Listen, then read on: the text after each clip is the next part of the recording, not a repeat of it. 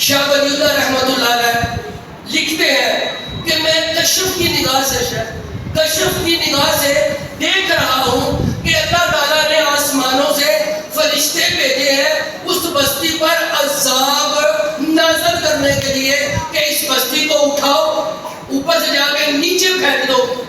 اور جب وہ فرشتے نیچے آتے ہیں وہ دیکھتے ہیں کسی مسجد کے اندر، کسی مدرسے کے اندر بچے قرآن پڑھ رہے ہیں، واپس جاتے ہیں، جا کے اللہ کے دربار میں عرض کرتے ہیں اے باری تعالیٰ یہ تو تھے تیرے حکم سے اس بستی پر عذاب نازل کرنے کے لیے، لیکن وہاں ہم نے تیرا قرآن پڑھتے ہوئے بچے دیکھے ہیں۔ تو اللہ فرماتے ہیں فرشتوں کو 40 سال کے لیے اس بستی سے عذاب کو مؤخر کر دو۔ کس وجہ سے؟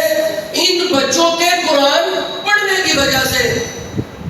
دوسری بات، آپ علیہ السلام نے ارشاد فرمایا اس کے لیے ان حامل قرآن بچوں کے لیے، حافظ قرآن بچوں کے لیے، ان کو ہم معمولی سمجھتے ہیں، ان کو جو بازار کا آدمی ہوتا ہے تھپڑ لگا دیتا ہے، اس کو گالی نکال دیتا ہے۔ رب کعبہ کی قسم میرے نبی نے فرمایا جو ان کا اکرام کرے گا، اللہ فرماتے ہیں جو ان کا اکرام کرے گا میں اللہ ان کا اکرام کروں گا، جو ان کو ذلیل کرے گا میں ان کو ذلیل کر کے رکھ دوں گا۔ اور اللہ جس کو ذلیل کر دے اس کو کوئی بچا سکتا ہے؟